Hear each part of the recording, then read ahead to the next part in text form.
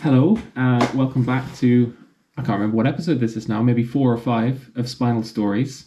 I've got with me Karen Darke here today. And as before, this series is really aimed at newly injured people who have sustained a spinal injury, who might be going through that difficult phase, although depending on who you ask, that difficult phase either lasts months or years, of thinking what lies ahead. And it's really aimed at showing that in spite of a spinal injury, you can still overcome the physical limitations and the mental limitations and achieve great things. And I think Karen is a perfect example of that.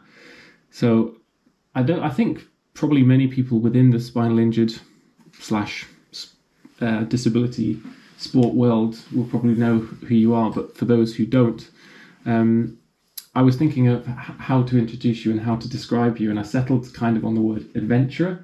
I don't know. What do you think about that? We can roll with that. Can roll with that. I guess primarily I've made some notes to think about kind of noteworthy achievements. Silver medal in the 2012 hand cycling time trial, and then a gold medal in the Rio 2016 time trial.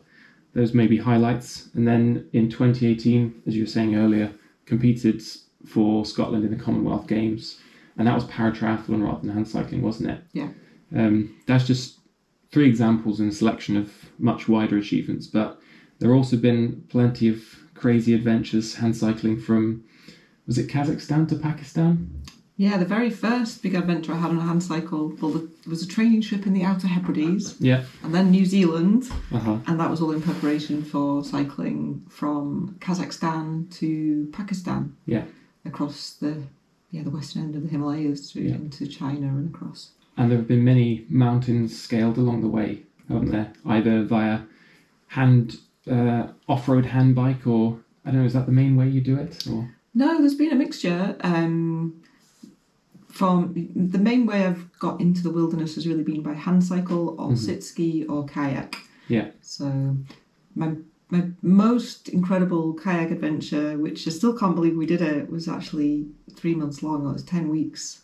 Is this Canada to Alaska? Yeah. So I read about that, but I haven't heard about it, and maybe we can come to chat about it a bit more. But that's why I settled on the word adventure, because in all of those achievements, I think is a fair word, there's just a sense of adventure. And each time I message you to say, hey, what are you doing this weekend? Usually the reply is, sorry, busy hand cycling through India, or something like that. Whereas my plans are somewhat less grand. But yeah, and just to maybe go right back to the beginning, you sustained your spinal injury a number of years ago now. Can you take me back to when that first happened, what the circumstances were, and just talk a bit about that. So I've been paralysed for 31 years, which is very hard to believe because it seems like yesterday in some ways. Like, I was injured in a rock climbing accident in Aberdeen, so climbing on sea cliffs just south of Aberdeen city. I was, like everybody, had that initial traumatic process of being unconscious for 3 days, coming round, realising what had happened, being told that I would likely never walk again, all the denial and the depression that comes with that, the resistance, and then the realisation that actually this is how it seems to be, and having to adapt to that whole new world. So yeah, it was a long time ago, but there were a couple of things that were really crucial in shifting my mindset probably quite early on. One was a very close friend of mine dying in a climbing accident 3 months after my own injury, and I think that was a big wake-up call for me to really shift my mind to appreciating the fact that I still had my life and there was lots of things I could still do with it, and maybe his loss of life somehow gave me more zest for life. This is your friend Will? Yeah. I remember reading, and for those not aware, Karen's written a number of books, but the first one was called If You Fall, ... There's a New Beginning. I think that's the correct title. Well done. And I remember reading it in the aftermath of my injury, and being really struck by that chapter. I think it's maybe chapter 5. I can't remember what it's called, but you talked about your friend Will going climbing in North Wales, up his favourite climb, and then shortly afterwards a nurse had come to tell you that he'd he dies. And I don't know why that really struck me. I guess it was just so unexpected, and it just hammers home the point that life is so fragile, I guess. But yeah. I think as well, when you're injured and you're coming to terms with a whole new way of living, it's very easy and perhaps natural for our brain, because our brains are naturally looking for how to protect ourselves and the threats of life. So it was very easy to focus on what had been taken away and how difficult it all was and how it wasn't ideal. And I think his accident really refocused my mind a lot and just made me realise, hey, it could be worse. I'm here, I'm alive, and I really want to make the most of this. And that's a choice, essentially. Yeah. And it's not always an easy choice, as you will know, and as everybody with a spinal injury or who's had a difficult thing like that happen, every day we kind of have that opportunity to reset where we put our thoughts and what we focus on. Mm-hmm. And for me, it became a process of gradually having to work really hard at it to try and think, okay, it's all right, it's not all that bad. What can I do today? And what, instead of thinking about all the things I was missing out on with the friends that I used to do things with, and to start to find new things. And gradually, the more you do that and the more you train that into your kind of wiring of your brain and your body, the more that becomes a normal way to think rather than... It's interesting you use the word train there, and I think it really is something you need to train, because the first thing you're tempted to do is focus on all the things you can't do and all of the things that you're missing out on. Because when you suddenly lose the ability to not just walk, but go to the toilet properly, do anything that your able-bodied friends can do, you think, God, I wish I could do that, I wish I could do this. And you start playing what I used to call the what-if game. What if this hadn't happened? What if this was slightly different? But it's a never-ending tunnel. And I think training your mind to refocus on what you can do is quite a powerful thing. And I can't really relate to the loss of a friend like that, because I've just not been through it. But I can only try and imagine that must reframe things to maybe take away that feeling of powerlessness and almost force you to realise, okay, yes, I'm paralysed, but I can still do a hell of a lot. Yeah. And there's a big concept in that I came across through my background in learning and development, but also in high performance sport. You look at this, is about where are you putting the locus of control. Mm-hmm. So sometimes when something happens to us, it's very easy to put ourselves into the victim mode, or to blame another situation, or to look for all the things that are kind of wrong. And that's not a very positive way to live, and it doesn't create good feelings within yourself. So the idea of where you put the locus of control is really about bringing it back to yourself and thinking, well, what can I do? What do I have agency over? Mm-hmm. What can I make possible? How can I use this in a positive way? And I think those kinds of questions always generate curiosity in the mind. And there are actual studies done at universities that show the power of curiosity and how it releases good neurochemistry into our brain, like dopamine, which makes us feel good. So the more we can stop going, oh, this is terrible, and the more we can start to go, wow, this is really not ideal, but I wonder what will happen next. Even just that question actually makes the body physiology work for us better. I think that's true, and as you say, there's increasing evidence now to suggest that kind of mind over matter, that our actual thinking processes can change the physiology of our body, which is kind of amazing when you think about it. But is there an extent to which it's okay or permissible to feel the victim after something like this has happened? Because for many people who've sustained a spinal injury, they will be a victim of a car crash or maybe a robbing or whatever it might be. Just the recent Singapore Airlines crash I saw on the news, lots of people has sustained a spinal injury from that. They will be feeling as if they are the victim. Mm-hmm. So how do you come to terms with something like that? So I can't entirely answer that because I've not been in that situation. Like I suppose I could be blaming myself, but essentially, or but I think on a bigger aspect of, I think forgiveness is really important, and acceptance of what has happened, and that none of it's done with malintent. Like an accident is an accident. Nobody was trying to lead to somebody being paralysed or anything else. So I think when we can't forgive somebody, when we harbour anger or frustration to an extreme degree, it's really important to acknowledge it and recognise it, but not to kind of keep feeding it. So it's a natural emotion. Yet how do we free ourselves of those negative emotions, because they can keep us stuck as well? Do you have to forgive yourself after an accident that you've caused, so to speak? If no one else was involved and it was, purely you and the rock face, for example, was that something that you had to experience, or? That's a really good question, because I've always had this really interesting realisation that I've consciously never felt any blame or anger at myself. I've always felt like this kind of acceptance of, well, it happened and I did what I did, and now I look back, perhaps I was foolish, I should have come down sooner, the climb was too hard for me, but I didn't, and we are who we are, and we do what we do, and we all do stupid things, and we all make mistakes, and we all do things that perhaps we retrospectively think weren't wise. But if we keep beating ourselves up over it, and so I didn't actually have a conscious process of having to forgive myself. I kind of always felt okay with that. But what I have come to realise quite a few years down the line is that subconsciously I've kind of been explaining it away, that I had this kind of ego that was going, oh, I can climb this and I can get to the top, and sort of, without really meaning to, kind of blaming my ego.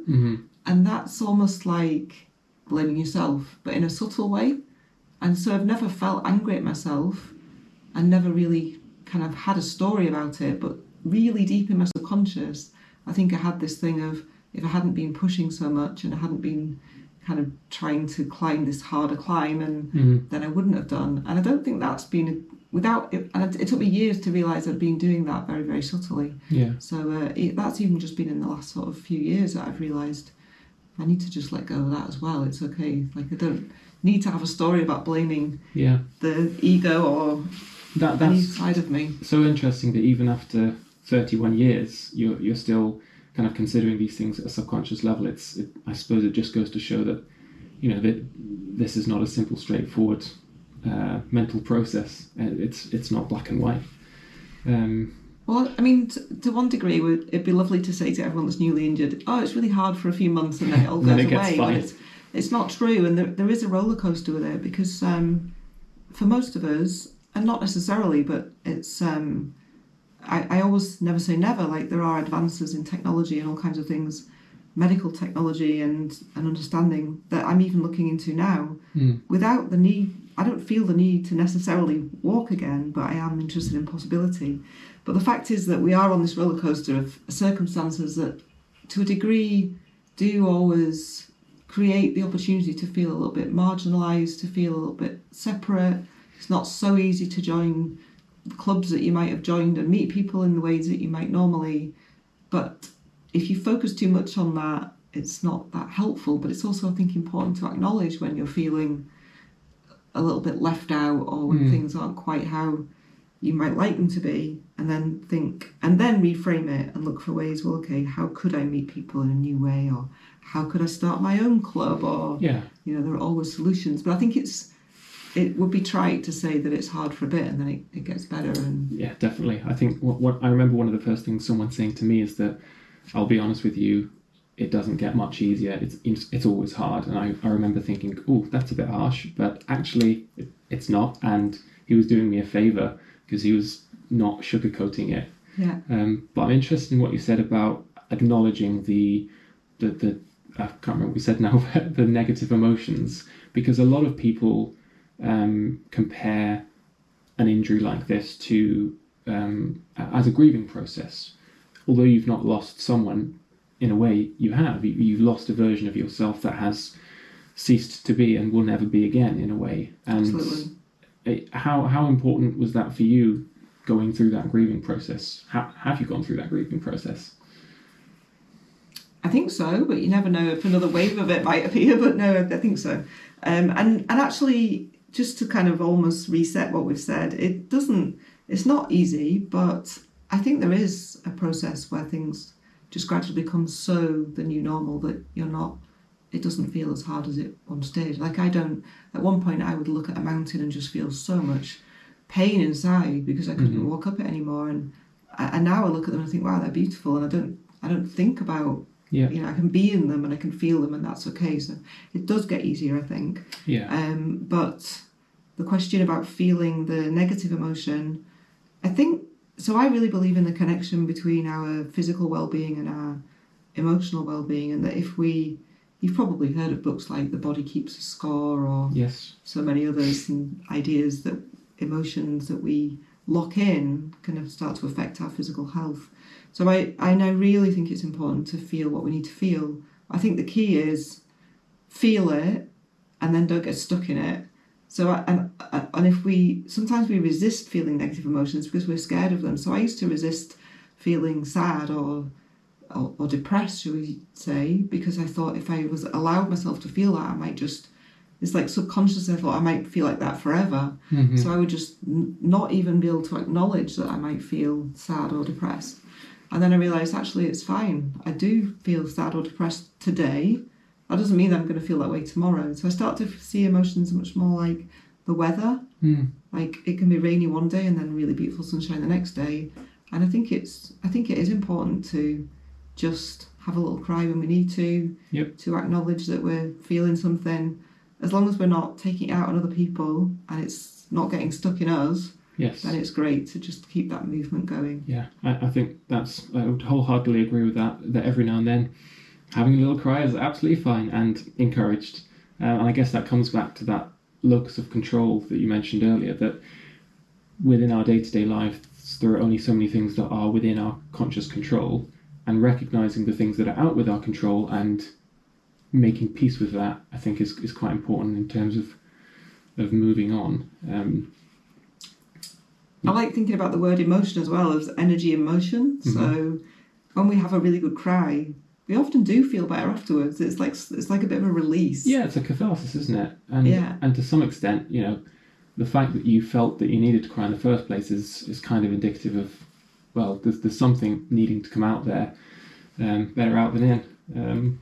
And I actually had a really surprising experience in 2014, which was so powerful that I'll never forget it. But it was, nearly 20 years after I'd been injured.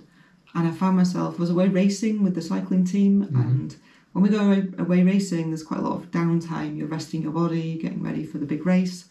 And this is, 2 decades nearly after my injury. So I thought I was way beyond all of the kind of emotions to do with it. But I was hit by a car in my hand cycle in 2013. And so at this particular race that I was away at, I finally had to read the medical report for the car insurance that had hit me, to see what the prognosis was about the injury, etc. And it had all these things in it about my physical state, about the prognosis for the future, and it was like really depressing to read. Yeah. And it must have just stirred something in me, and along with a lot of fear that I'd had after being hit by this car, because I lost function in one of my arms, and suddenly I thought I was going to be a one-armed wheelchair user, and it probably triggered a lot of emotions that I maybe even never felt way back when I'd had my initial injury.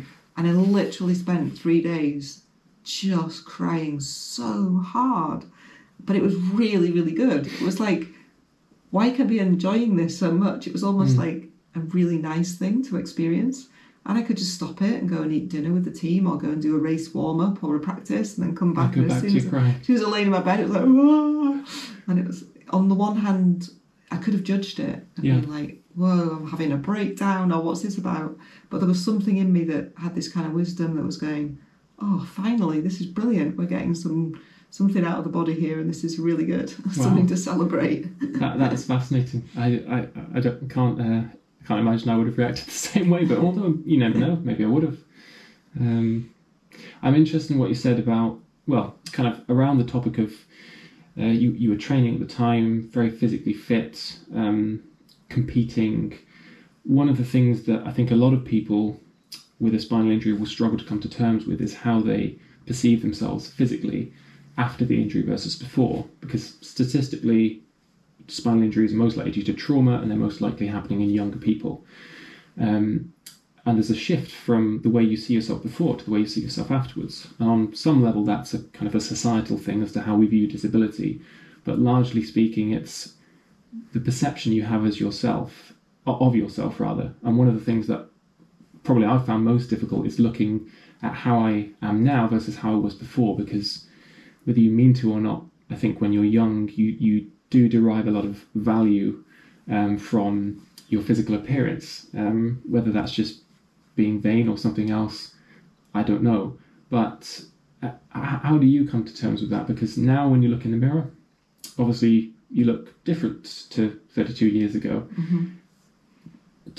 It's not only because of the wheelchair. Not well, I wasn't going to say that. Yeah, how do you reckon with that?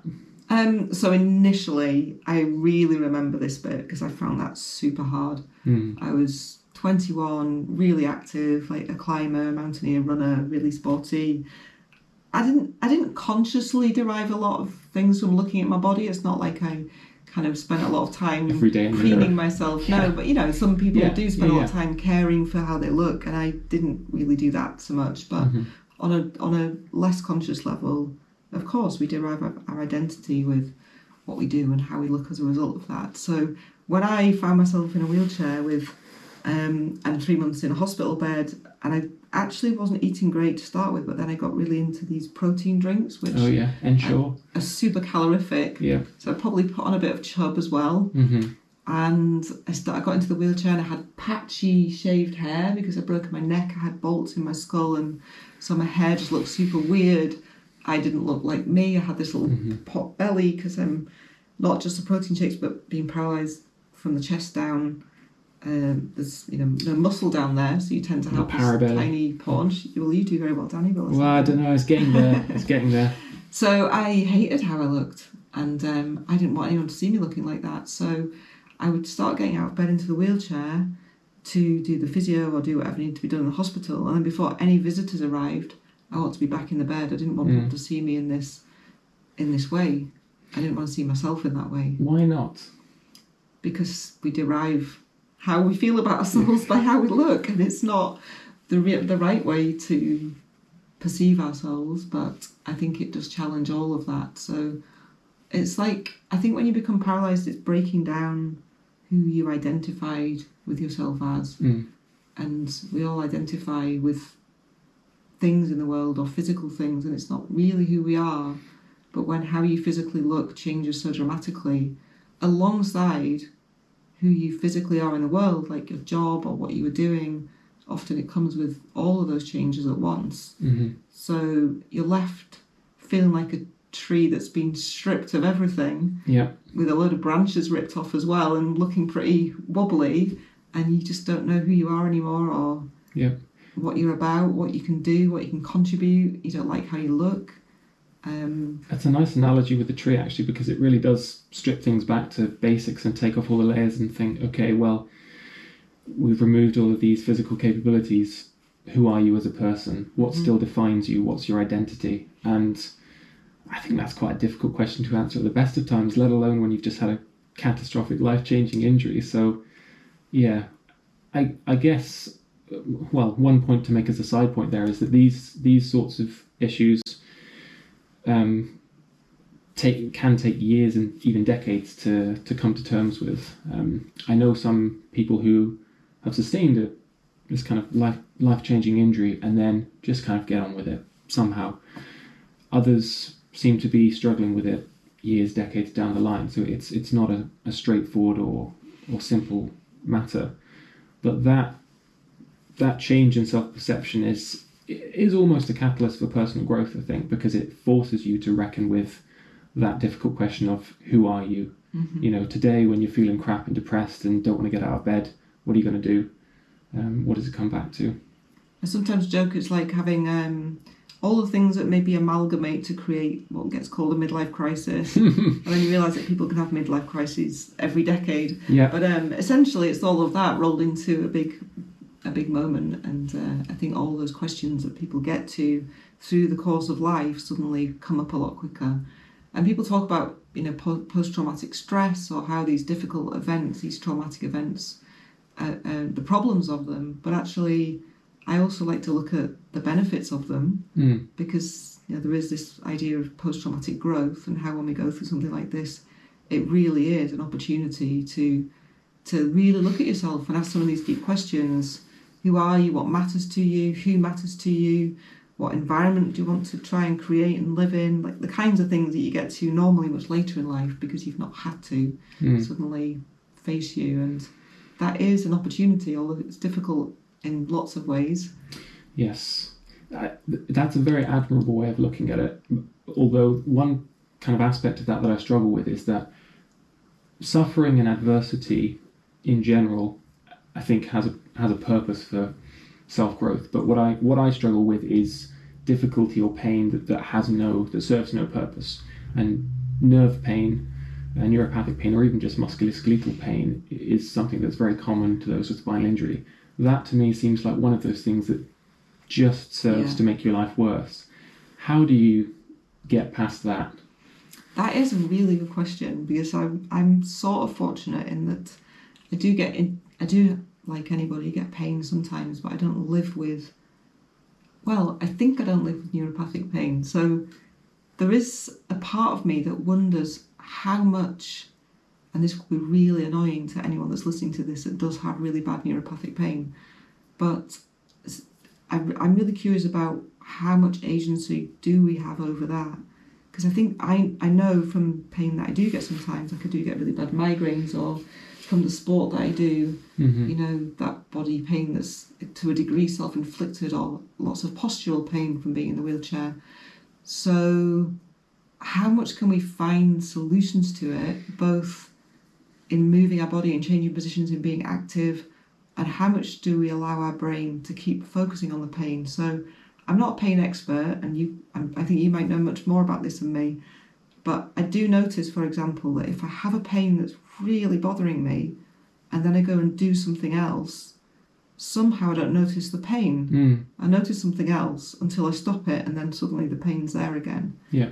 So it's a topic I'm really curious about, how we manage chronic pain and even acute pain in terms of engaging in different positions, movements, activities, and some of that's physical and some of that distracts our brain. But pain it's horrible because it brings this sense of helplessness. And there's a lot there, isn't there? Chronic pain is, of course, incredibly complex and difficult to manage, partly because not all pain is well understood.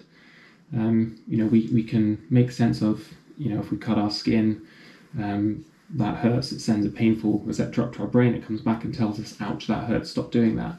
But when it's something like neuropathic pain, your spinal cord has been injured, cut, partially severed, whatever, these are just aberrant signals that have no evolutionary function, they have no useful role in your everyday life, and so the temptation is just to hate them and be annoyed with them. But there are some people who, as you say, seem to have found a method to not ignore them, but almost take away the distraction.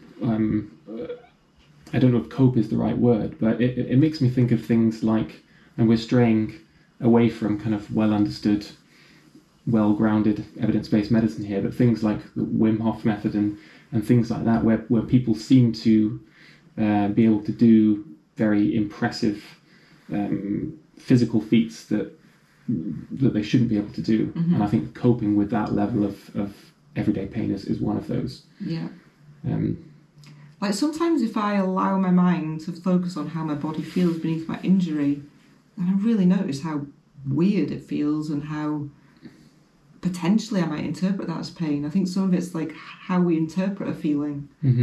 But most of the time I don't even notice what my body's doing. It's just background noise, but it's... Me neither. So people sometimes ask, what does it feel like? And I kind of think, I don't really know how to answer that question. It feels like touching someone else's leg. Or I sometimes say, if you're wearing a backpack and someone pulls your backpack, that's what it feels like if someone pulls your leg. They're pulling something that's attached to you, but you perceive it only indirectly. You don't have direct physical sensation of that. That's a good analogy. So it's strange. One of the things actually that's maybe interesting to share, because I've been paralysed for so long, is the realisation that initially I didn't have some of those normal kinds of feelings, like I wasn't sure when I was hungry, or I didn't know if my body was in pain like if there was a cut on my leg, I wouldn't know. Yeah. And what I've realised over decades is that my body has developed almost a new way of telling me things. And things like hunger came very quickly, but now if something's wrong with my lower body, like a pressure sore is starting to happen, or the skin is broken, or although I couldn't identify exactly what it is or where it is, I do know that I've got pain. Yeah. And sometimes that comes through first in my emotions. I might think, why am I feeling more, just a bit, I might cry a little bit more than normal, or something's happening that's not kind of the normal baseline. And it's a kind of a flag to me to go, hang on a minute, let's have a really good deep check here, what's happening. That's really interesting. I think probably a lot of people can relate to that, but you do have to kind of relearn your body, as it were, because if you have a complete injury or even a partial injury, you won't perceive pain, temperature, or just normal touch in the same way. So if you sustain a burn or a cut, then for me, my spasms get worse, or I start feeling hot and sweaty. But these are not things that are easy to put two and two together at first. You think, why do I feel so ill? And it's only over time that you learn, oh, okay, that means I need to empty my bladder, or whatever it might be. It's like learning another language. It is, it really is. And no one's written the rule book on that. And I think there's a different book for every person, probably. But I think that's, as a newly injured person, probably quite helpful to hear that, sometimes there are no answers. There's not a rule book for these things. You have to learn it yourself, and it will come over time. You just have to get to know your body. Yeah. Coming to a big tangent there that we didn't mean to, but it was very welcome to go down. But I wanted to speak a little bit about what's kind of going on now with you, because I listened to a very interesting podcast recently that you appeared on alongside Jeffrey Gladden, I think is his name. So this is a chap who, I think he's a retired cardiologist who, I think, from what I gathered listening, sounds like he got to his 50s, had quite a tough time in terms of burnout, depression, reevaluated his life and thought, actually, how can I focus on living young whilst being physiologically older? I don't know, is that fair? Yeah, I think, I would guess, I would kind of focus on it as being, how do I live well? How do I live with good wellness? And yes, rather than focusing on the number. Yeah. He has put a slant on it with a number, which is, to me, a little bit of a marketing strategy. I think his slogan is, how do I make 100 the new 30? Yeah. And focus on it as longevity medicine. But when I've gone into conversation with him, and my perception of it as well, when I first met him via a friend's podcast, was really that it's about health and how do we have our optimal health for as long as possible. And I got really fascinated by it because partly because I guess after years in high performance sport and being really connected with my body, I realised that I feel better now than I did when I was in my 20s physically. And I'm curious about why that is, because when I look at what I've put my body through physically, not just like 12 years of super intense training, but what I ask of it when I go on these crazy expeditions, in so many ways, I think, well, all these people are talking about they've given their body a hard time, and that's why they've got arthritis and injuries and feel bad. And I'm like, well, I feel the opposite. Like, I feel my body feels amazing, and I feel so grateful to it that it's still doing all of this. So I am fascinated by well-being. Where does that come from? Because intuitively it makes sense that if you're in the peak of your physical fitness, you're young, you'll feel well, invigorated, alive. But you're almost saying the opposite there, that as your fitness, which was maybe at a peak some years ago, and now you feel not necessarily fitter, but more well than you ever did. How do you square that circle? I don't really know, but I think my years in high performance sport did teach me a lot about how we can look after the body well on a nutritional level, on a vitamin level, and then on the mental level. What we kind of program into our thoughts also helps. And then the elements that are coming to light now through work like the Blue Zone stuff on how we make the right lifestyle choices and the right environment to help us be our healthiest selves, which the blue zone stuff, for those that aren't aware, is all to do with the areas of the world that have the highest incidence of centenarians, do you call it? People over 100. Oh, right, okay. Yeah. Are you familiar with No, I'm not, no. Oh, so That's interesting. There's a guy who's actually a cyclist. He'd spent his life cycling around the world, and then he realised, okay, I've kind of covered the world now. What's my next interest? And he got really interested in why do people live longer in different parts of the world. So it all came down to a combination of lifestyle factors to do with physical exercise and not going to a gym and hammering yourself, but more like keeping the body moving as a part of day-to-day life. So, working the fields or your garden or walking to get things that you need, or using your body to get places rather than always driving. There was a combination of that with feeling of connection and community. So one of the places, for example, is Okinawa in the South China Sea, part of Japan. And so there's a strong community thing there where people come together daily and talk and laugh. And so there's the physical, the community. I'm not going to remember them all. There is what you're eating, like the more locally sourced. A lot of these people are growing their own vegetables and that kind of thing. Yeah.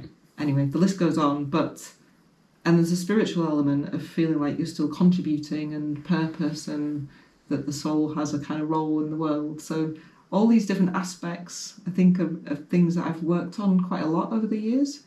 But I mean, physical things like quite why my shoulders, when they're scanned, have the most advanced grade arthritis you could imagine. Like even when they were scanned after the Rio 16 Paralympics, I think the consultant came and just said to me, "You've got the shoulders of a 90-year-old, and you're going to need some surgery here or a shoulder replacement." And part of my brain went, "Oh God, it's not what you want to hear, is it? My life's over." And then the other part of me just went off into nature. I went on a journey on my handbike and just camped and listened to the wind, and I got back and my shoulders seemed to be totally fine, so I cancelled the surgery and they've never hurt since. But I do a lot of work.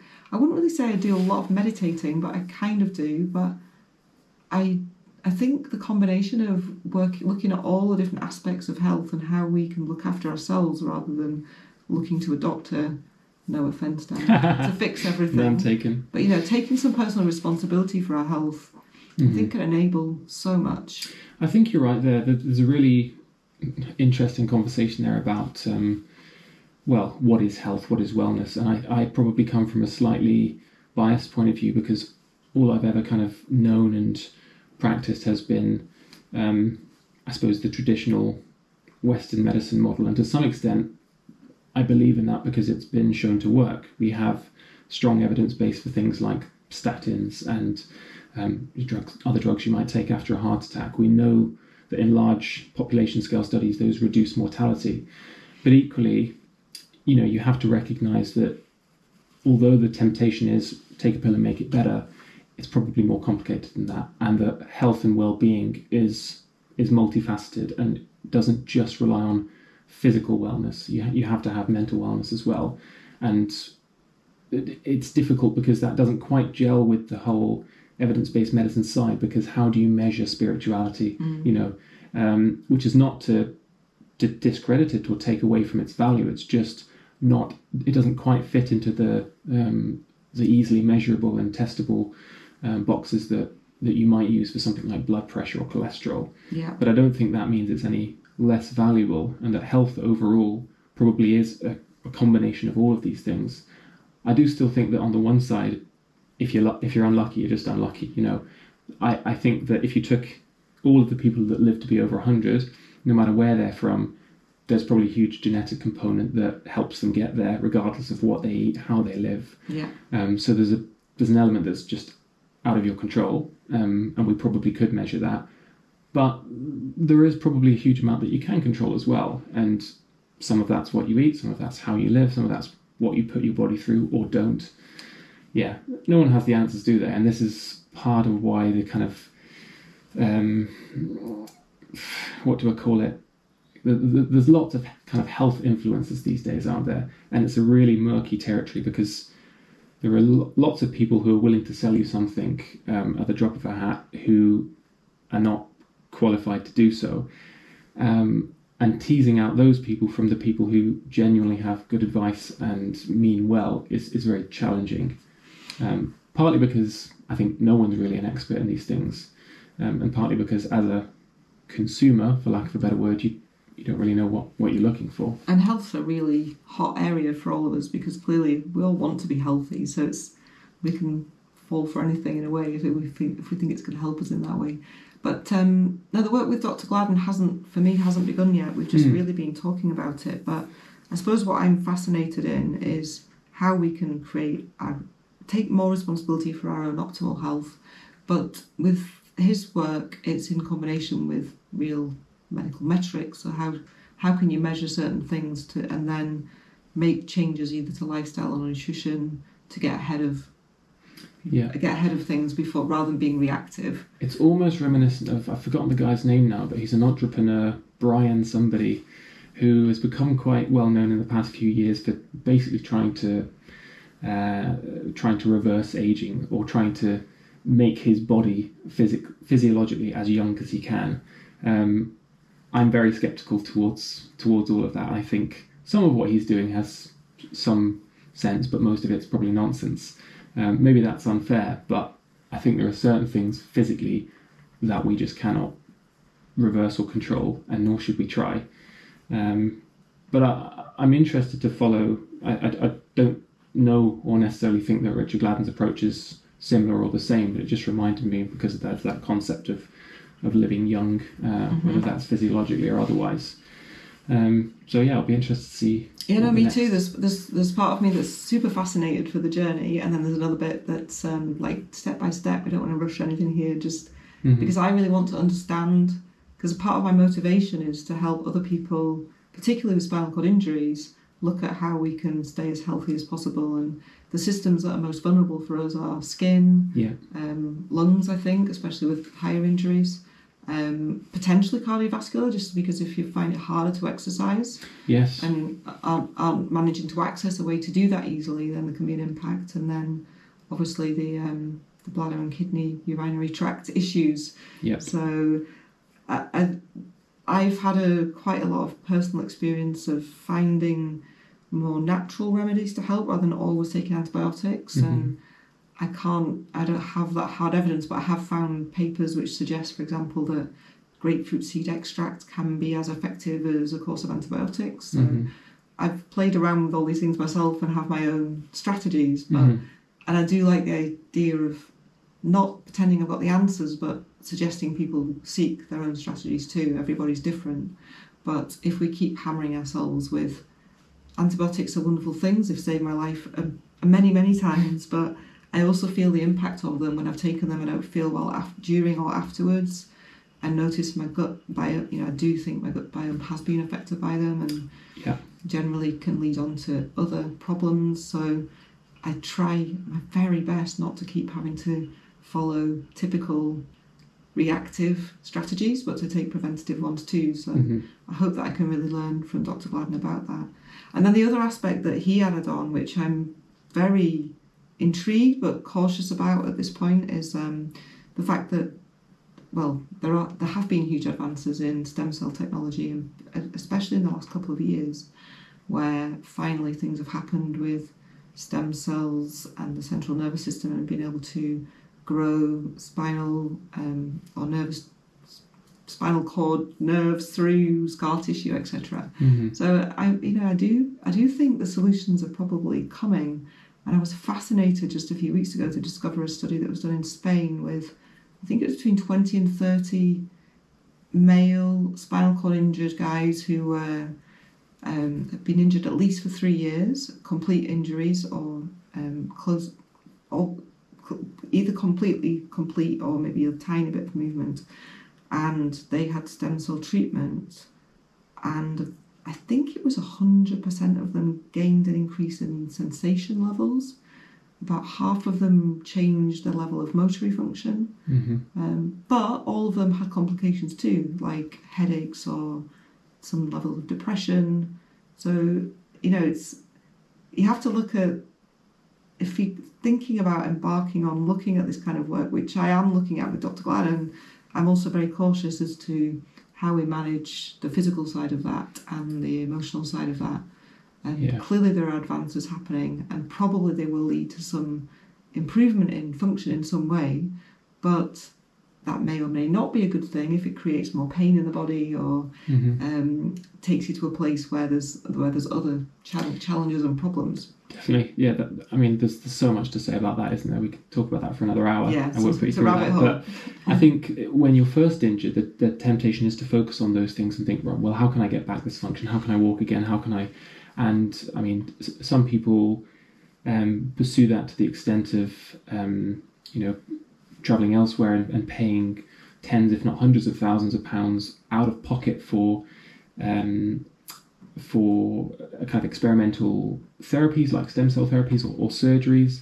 And you're right that there has been progress in the last 30 years or so, but I remain very, maybe skeptical is the wrong word, but reserved just about making judgments just yet, because it's easy to make a sensationalist headline and to say this looks very promising, but until we see real world results, I won't get excited. I would love for it to happen, but part of me, I don't know, the more I learn about the human body physiologically, the more I realise I don't know. It's just a vast swathe of unknown, especially when it comes to our nervous system. And to some extent that's exciting and that's promising and that's a new horizon for us to conquer.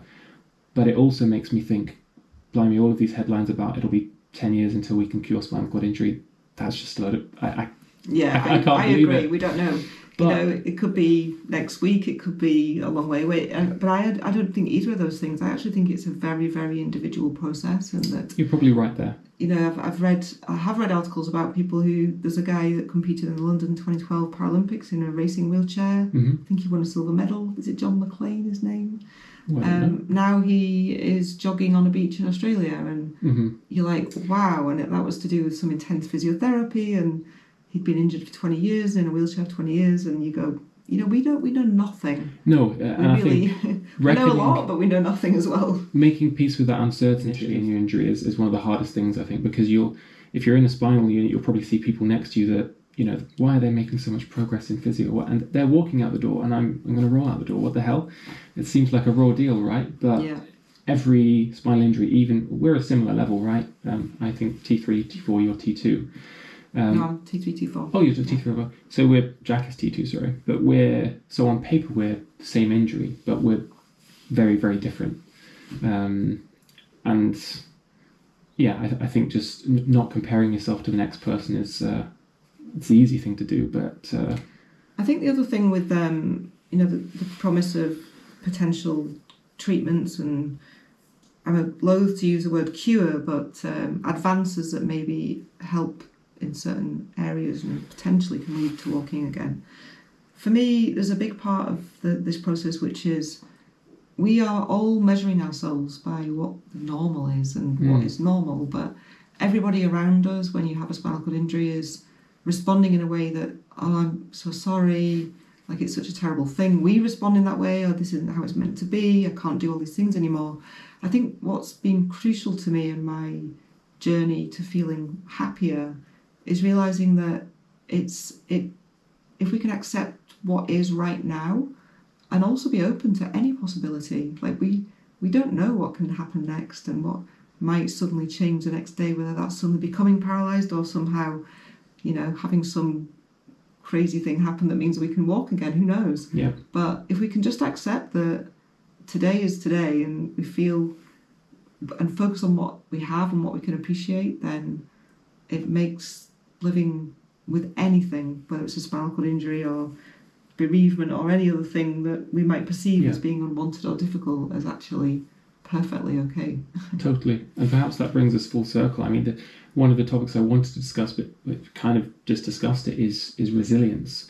And all of these techniques for coping, for lack of a better term, I think come back to being resilient, just coping with adversity and change and being malleable and able to adapt rather than saying, I refuse to accept this. Well, I notice in your language and the way you talk that you have all the language of what we call resilience. Like I think I couldn't react like that. And you're, maybe I could. And I think just challenging how we're thinking all the time, noticing what language we're using, notice what limited thoughts we're having. Mm-hmm. And we all do, because it's human. But if we can become more and more aware of them, then we're becoming more and more flexible and open to all scenarios. Yeah, no, you're right. And I think the temptation initially is to think, well, I can't do that. But I don't know what you think about this, but I'd maybe encourage people to think, well, maybe consider maybe you can do that. It might be a bodge, it might be a bit of an awkward solution, but maybe you can do it. And I think this is how you kind of womble your way through life after an injury like this. It's not a straightforward path. You will have to adapt, and sometimes it won't be the smoothest, creaseless journey. I'm sure. Take foam, take duct tape, take all kinds of random things because you might need them. Yeah, parts of your chair you will fall apart and off at times. And yeah, it's a journey, isn't it? Okay, so one of the questions I wanted to ask to kind of end off is what you would say to your younger self having just been injured, because obviously it's been over 3 decades now. You've changed a lot as a person, presumably. What would you say to young Karen who's lying in the bed, just been injured? She's in a bad way. Oh, it's always so hard to summarise things up into these little phrases. Would she listen to you? Well, you know what? There were 2 sayings that I came across very early on being paralysed, and one of them a friend came and gave me when I was laid in the hospital, and it was about if we cling to the past, we make ourselves unavailable to the present. And I wrote it on a card and I had it by my bed, and it really helped me. I think that was a good bit of advice. If we spend too much living with what was, how it was, what we might have done differently, it's unlikely to take us into a good place. It usually will create frustration, depression, and an inability to move forward with what is. So that was a really good quote. The other one that I really love is what you do or dream you can, begin it. Boldness has genius, power and magic in it. And it's a little bit kind of out there, but it reminds me that sometimes with everything I've done, from the Olympics to crossing the Himalayas to crossing ice caps to Antarctica, all these different adventures I've had, it's not like I'm some super brave person that just believes I'm invincible at all. I have the thought of, I call it having a wouldn't it be amazing thought, and then my instant second thought is, but I can't do that, or that's ridiculous, or how is that going to happen? And then so we all have these 2 sides, and maybe we have a slant more towards one than the other, but then I'm like, okay, just that negative thought, or the thought that we can't, I think it's got a lot of power in it, not to keep thinking it, but to go, okay, why am I thinking that? And then go, okay, what am I afraid of? What do I see as the problems? What do I see as the reasons I can't be? And I write them all down, and then I try and find one little thing I can do about each of them that makes me feel a little bit better. I like that because it's a stepwise approach, and it might not seem it to someone laying in a hospital bed. You're talking about climbing mountains in the Olympics and I can't even go to the shops, but these things don't come overnight. And this kind of alludes to a conversation we were having off camera beforehand about when you have ideas, pushing yourself just beyond what you think you can do into that slight zone of discomfort, and then you'll be amazed at what you can achieve. And it's also a similar good piece of advice my friend Joanna gave to me was I was having a bit of a difficult moment. She said, well, what she does is every New Year or every New Year's Day writes down a list of the things she's done that year. And, the first year, maybe it's things like went to the toilet by myself, went to the shops by myself, and pulled my pants up, had a bath, these things which seem so unattainable at the time, and then become reality. And year by year, who knows, maybe in a few years' time, you'll be climbing that mountain or competing in that race. Completely. And I still remember very clearly being laid in a hospital bed with that news of being paralysed, thinking I couldn't do anything, and absolutely, totally like, how do you pull your trousers up when you're paralysed and you can't it is hard. Stand up and do it? And I had to get lessons, and the thought of, someone says you're going to go and win a gold medal or you're going to go and cross it, you just think, you're having a laugh. What are you talking about? That's never going to happen. So, when the first little thing is, getting off a toilet or into a bath, or I still don't have baths anymore. They are more of a faff, to be fair. Okay, well that's a perfect way to end it. I think I wanted to say a brief note because it strikes me that we're focusing a lot on, it may seem as if we're focusing a lot on kind of physical achievement as the epitome of what you should seek after, but actually the underlying message in everything we've spoken about has been mental fortitude, resilience, and progress, and it just happens to have resulted in physical excellence at the Olympics. But that's not a necessary prerequisite for praise or for progress, or it just happens. Not at all. Yeah. It's all really about that. I think that inner journey of feeling well inside ourselves, feeling okay with what is, and feeling that we're perfectly good as we are, be that paralysed or not. Okay, well, that's a perfect way to round things off.